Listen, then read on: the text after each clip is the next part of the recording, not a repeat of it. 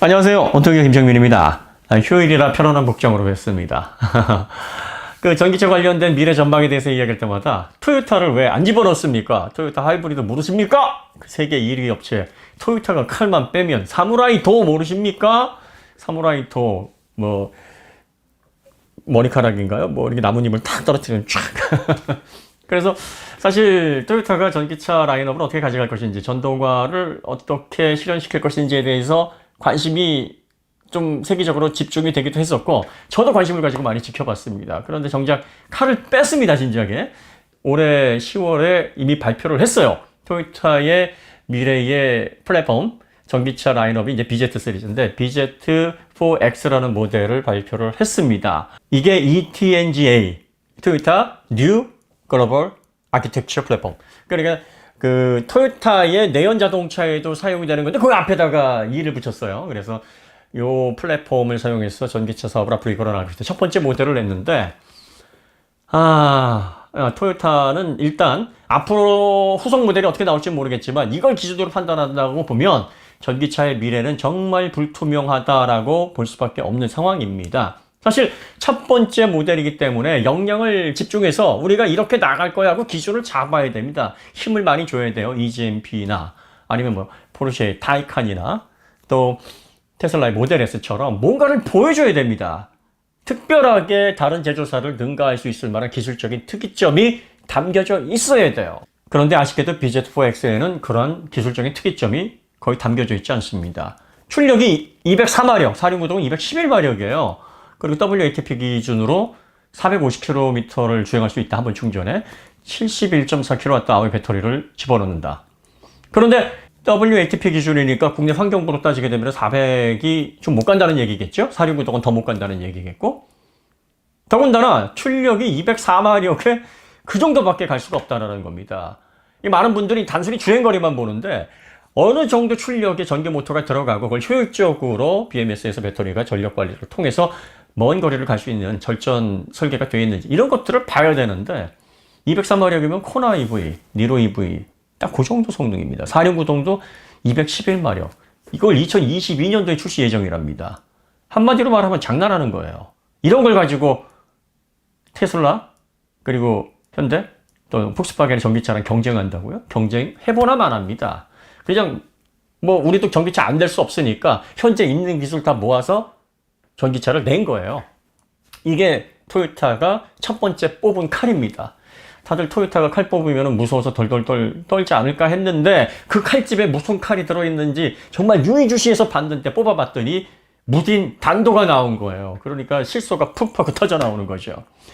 물론 뭐 처음에 이렇게 딱 보여주고 그 다음에 정말 날카로운 나이 시퍼렇게 선 돌을 숨겨놓고 있을지는 모를 일이지만, 글쎄요, 지금으로 봐서는 그다지 미래 전기차 시장에 크게 기대할 만한 결과물은 나오지 않을 것이다, 이렇게 보는 게 맞습니다. 왜냐하면 토요타가 하이브리드에 너무 애착을 많이 가지고 있고요.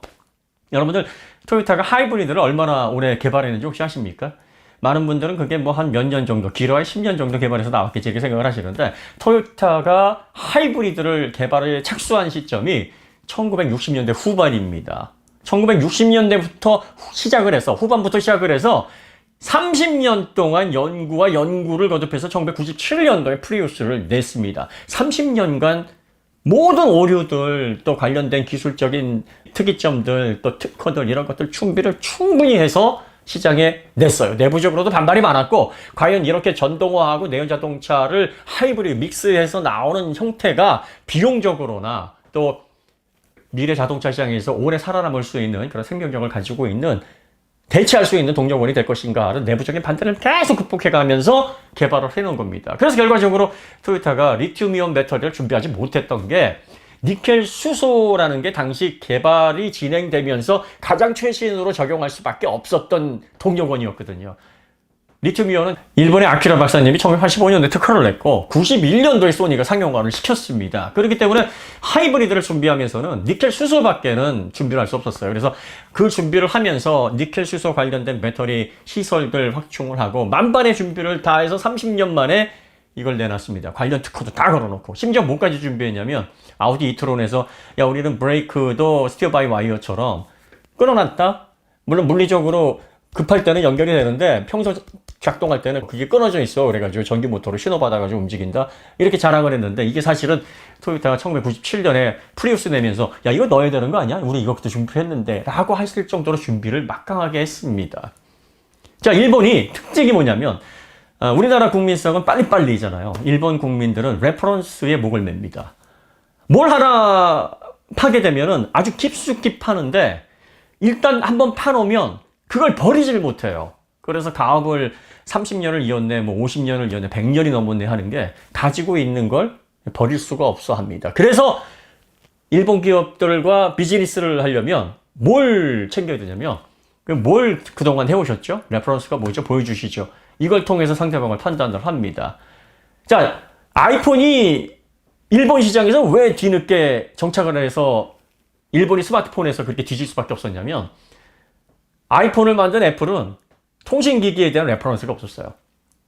갑자기 PC를 만드는 미국의 회사가 통신시장에 대한 이해도 없는 애플이 스마트폰을 만들어서 이걸 휴대전화기, 휴대인터 통신으로 사용한다고? 무슨 소리야? 걔들이 뭘 할 줄 알아? 일본 제조사들이 아무도 관심을 갖지 않았습니다. 그러다가 일본 젊은이들 사이에서 폭발적인 인기를 누리고 2년 동안 시장을 잠식하던 그 시점에서야 이건 뭔가 아니구나. 우리가 잘못 생각했구나 해서 뒤늦게 시장이 들어와 경쟁을 하려다 보니 경쟁할 수가 없는 그런 지경까지 가버리게 된 겁니다. 자동차도 마찬가지예요. 자동차도 테슬라에 별 관심이 없는 이유가 테슬라? 그래서 테슬라가 뭘 만들었는데 그래서 지금까지 뭘 어떻게 결과를 냈는데 보면 없거든요. 신생기업이 당연히 있을 수가 없죠. 기술 혁신이라는 것은 새로운 규격이 나타나서 세상을 바꾸면 그 다음부터 결과가 나와야 되는데 일본 제조사들은 일본의 국민성들은 그래서 저 기업을 믿을 만한 뭐가 있었는데 지금까지 그 스토리를 한번 얘기해봐. 레퍼런스를 한번 읊어봐. 하는 게 그 사람들의 기본적인 사고입니다. 그러다 보니까 전기차와 관련해서 이렇다 할 혁신적인 기술을 가져야서 시장을 리드해야 되겠다라는 생각도 안 했고 또 그런 기업이 나타났을 때 그 기업에 대해서 굉장히 무게감 있게 긴장하지 않았던 이유도 바로 거기 있습니다. 자, 그 다음에 또 전기차에 관련해서 일본 국민들, 일본 기업들 신경을 많이 안 썼던 이유가 2010년도에 닛산이 리프를 통해서 워낙 시장을 망가뜨려 놨어요. 세계 최초의 목을 맨다라는 거 다들 아시죠? 이게 전후에 일본이 그 가장 이제 두려워하는 대상이 미국이었는데 자동차 시장에 이제 미국 진출을 하면서 과연 우리가 저 거대한 거인을 이길 수 있을까 두려움이 앞섰었어요. 그러다가 프리몬트 공장을 시작해서 토요타가 먼저 진출을 했고 뒤이어서 닛산, 혼다가 미국 시장에 진출을 해서 성과를 내다 보니까 자신감이 붙은 겁니다. 그래서 우리도 세계에서 가장 훌륭한 기술, 세계 최초를 이룩할 수 있는 그런 기술 기반에 도달했다 해서 세계 최초라는 수식어에 굉장히 높은 의미를 둡니다.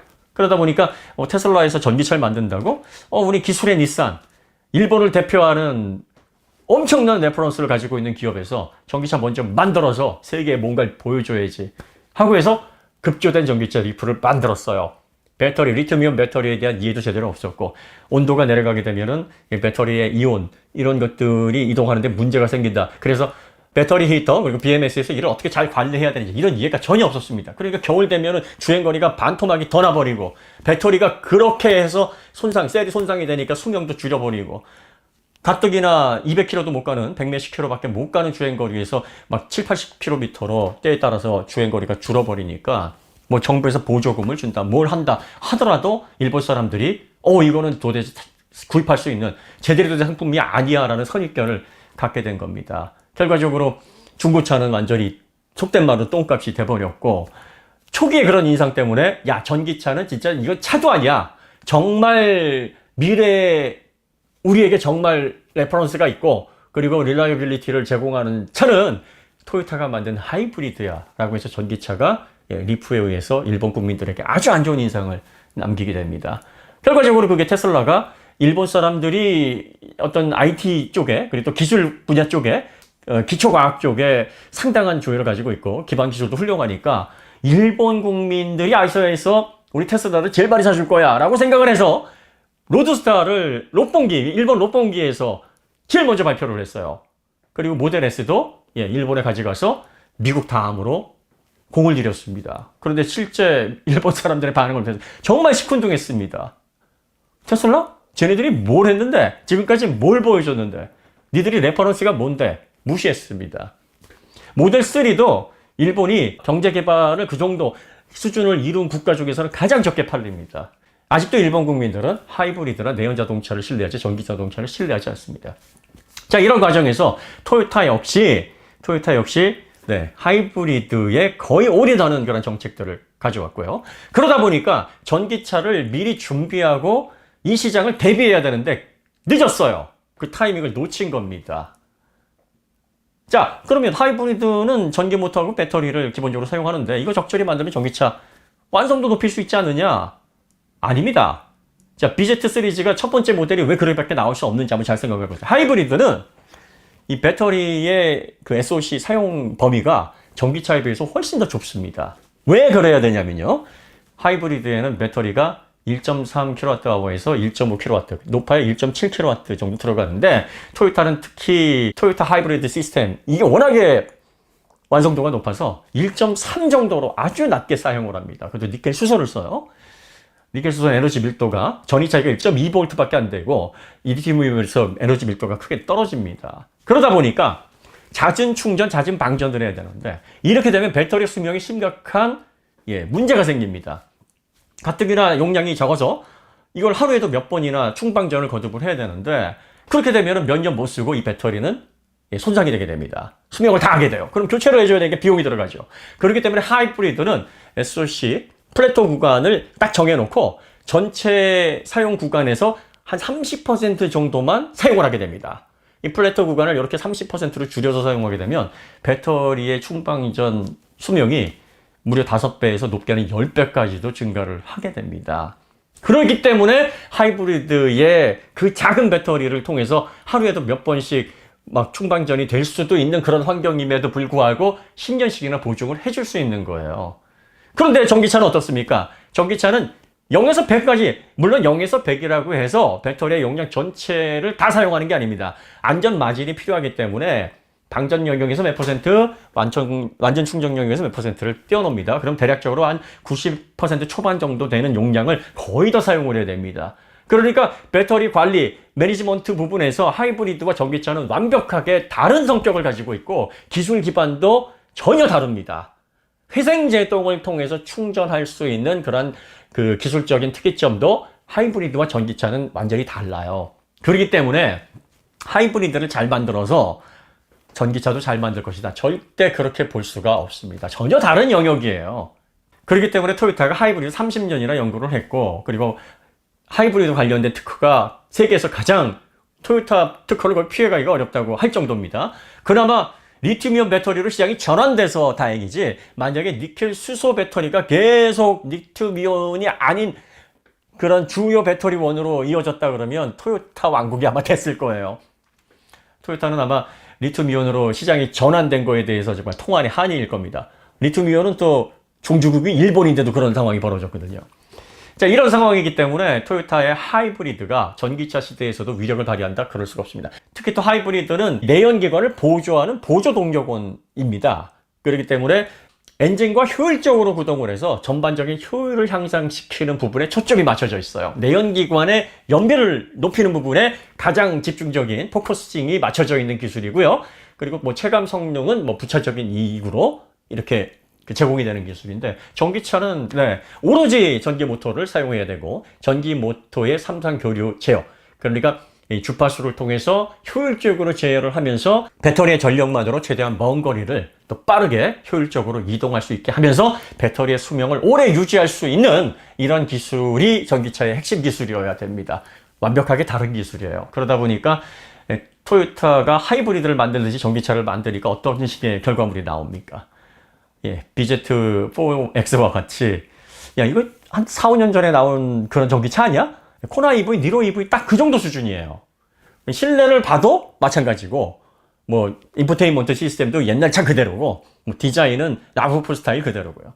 자, 이런 차들이 앞으로 첫 번째 모델이 이 정도니까 아마 기준 삼아서 비슷하게 조금 성능을 높이거나, 뭐 주행거리가 살짝 늘어나거나, 뭐 출력이 약간 늘어나는 정도로 아마 개선이 되는 정도일 텐데, 지금 뭐 현대라든지 폭스바겐이라든지 테슬라는 말할 비교도 안 되고요. 뭐 이런 테슬라를 쫓고 있는 그 패스트 팔로워들과 비교를 해도 비교가 되지 않는 결과물을 통해서 경쟁을 하겠다고 하는 토요타가 앞으로 하이브리드 시장이 이제 꺾어지게 되면 전기차 시대에 과연 시장을 선도할 수 있을 만한 그런 프론티어가 될 수 있을 것인가를 한번 생각을 해보셔야 됩니다. 지금으로 봐서는 가망이 없다. 앞으로는 어떻게 될지 모르죠. 정말 토요타가 좀 음흉해가지고 그래 이렇게 이 페이크야 이거는 너희들이 안심하고 우리를 뭐 주목하지 못하게 하는 페이크고 정말 무서운 놈, 날이 시퍼렇게 들어있는 그런 사무라이 도는 따로 숨겨놓고 있어 이렇게 생각하고 있을지는 모르겠는데 지금 토요타가 전기차장에서 가뜩이나 늦었는데 그렇게 여유 부릴 때는 사실 아니거든요. 그리고 전고체도 뭐 저희가 여러 번 강조를 했습니다만 현재 상용화도 몇 년 더 필요하다고 합니다. 늘 얘기하지만 전고체에서 발생하는 이 덴드라이트가 이게 그 일렉트로라이트이 고체니까 메틀이니까 이게 전극에서 덴드라이트 같은 것들이 삐죽삐죽하게 나오면은 전극 사이가 떠버려요. 전극 사이가 떠버리면은 이온이 어떻게 이동을 합니까? 그러면 이 문제를 해결하지 않으면 그 일부분의 효율이 죽어버리니까 이 배터리의 그 재충전율도 떨어지고 에너지 밀도도 떨어지고 수명 문제가 생깁니다. 그래서 이런 문제점들도 해결해야 되고 그 다음에 플로리너스소와 같은 액체 전해질 일렉트로라이트에서 활발하게 이온이 이동하는 것과 달리 이 메탈에서는 고체에서는 이 활성 물질을 아무리 잘 섞어도 이렇게 활발하게 이온이 액체만큼 이렇게 잘 이동할 수가 없거든요. 그러니까 황화물이든 산화물이든 지금 전고체가 소형화를 해서 사용하기에는 문제가 없는데 이 전기차 같은 경우에는 200W 정도 되는 셀을 한 모듈에 12개가 들어가고 그게 대략적으로 한 30개에서 30 몇 개 정도가 들어가서 한 70kWh대의 용량을 구성하는 이런 형태로 구성이 되는데 이렇게 대형화하게 되면은 이런 구조적인 문제점들 때문에 상용화 시점이 한 2024년, 2025년 정도 될 거다. 이렇게 얘기를 합니다. 그럼 상용화가 되면 이제 대량 생산을 해서 쏟아내야 되는데 대량 생산에는 또 얼마나 많은 시간이 걸리겠습니까? 배터리는요, 이 수율이 진짜 문제입니다. 그러니까 양품을 만들어내기 위한 공정 안전화를 위해서 한 2, 3년 정도를 고생을 해야 됩니다. CATL이 NCM811 만들다가 2년 동안 막 불나고 난리도 아니었어요. 지금에 와서는 수율에 약간 도달해 있는 상황인데 보통 기반 기술을 가지고 있으면서 리튬이온 기술 공개되어 있는 그런 많은 기반 기술을 활용하는 3원계 배터리에서도 이런 수율 문제가 대두가 돼요. 조금만 공정을 바꿔도 이러는데 아예 일렉트로라이트 가장 중요한 전해액을 바꿔서 메탈 소재로 구조 자체를 바꾼 전고체가 대중화되고 이걸 수율을 안정시키는데 얼마나 시간이 필요하겠느냐. 전문가들은 대체로 전고체가 수율의 안정화를 이루어서 대량 생산이 되는 시점을 2030년 아마 그 정도 수준으로 보고 있는데 이렇게 되면은 3원계 배터리, 리튬이온 배터리 진영에서는 밀도를 더 높이고 그리고 또 화재 문제 해결하고 또 가격 문제 좀 가장 문제가 되는 이제 코발트 요 사용량도 줄이고 해서 뭐 가격적인 어떤 이점이라든지 생산 이점 뭐 이런 것들을 통해서 거리를 더 벌리지 않겠느냐. 그러면 이 전고체 배터리를 통해서 시장을 뒤엎기 위해서 한 방을 노리는 그런 일본 제조사들 입장이 결코 장밋빛 전망으로 볼 수는 없다. 지금 2017년서부터 15조 이상을 투자를 했고 지금 한 20조 넘겼다는 얘기도 있는데요. 앞으로 아마 밑 빠진 독에 물 붓기다는 얘기가 내부적으로도 나오고 있어요. 모르겠습니다. 일본은 그 원폭 피해를 받아서 그런지 그 원폭의 한 방으로 인해서 전세가 뒤집히고 항복 선언을 했던 그 아픈 기억 때문인지 모르겠습니다만 내부적으로 뭔가 기술에 있어서 시장을 반전시키려면 한 방이 필요하다고 생각을 하는 것 같아요. 그래서 정말 생각지도 못했고 새로운 어떠한 남들이 개척하지 못했던 그런 분야에 접어들어서 하이브리드처럼 새로운 한 방을 만들어내서 그걸로 한 번의 전세를 뒤집는 게 극적인 거고 그래야지만 세상을 리딩할 수 있다. 뭐 이런 강박관념이 있는 것처럼 보이는데 지금으로서는 발전되는 방향이나 세계 시장의 흐름 그리고 또 전기차의 기술적인 동향을 볼 때 토요타식의 발전이 전기차 시장에서 두각을 나타낼 가능성은 매우 낮다. 이렇게 보고 있습니다. 오늘도 뭐 가벼운 이야기입니다. 뭐 중요하게 뭐 이렇게 그 무게 잡고 하는 얘기가 아니니까 여러분들이 재미있는 자동차 얘기를 서로 공유한다 생각을 하시고 가볍게 들어주셨으면 좋겠습니다. 이미 토요타 관련해서는 저희가 역사 그리고 또 관련된 기술적인 특이점 또 앞으로 전기차 관련된 또 배터리 전고체 배터리 관련된 방향 많은 이야기들을 했습니다. 최근에 전기차 관련해서 저희가 이제 시장 전망을 하면서 왜 토요타는 언급을 안 하나요? 왜 토요타 칼 빼면 무서울 텐데 이런 이야기들이 오고 가고 있는 것 같아서 다시 한번 토요타에 대한 생각을 정리하는 시간을 가졌습니다. 여기서 이야기 마치도록 하고요. 더 좋은 콘텐츠로 다시 찾아뵙도록 하겠습니다. 감사합니다.